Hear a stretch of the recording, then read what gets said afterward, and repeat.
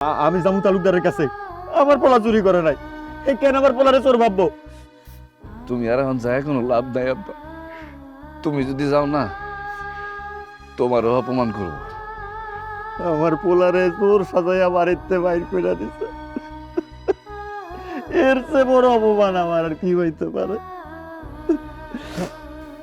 আব্বা তুমি আমার মাফ করে দিও। তুমি আমার সব সময় ভালো জিনিস শিখাইছো, পড়ালেখা করাইছো, বড় করছো, সবসময় ভালো ভালো শিক্ষা দিছো। কিন্তু এত এত অবাকার মাঝে মানুষের টিকে থাকা অনেক কষ্ট আব্বা, অনেক কষ্ট।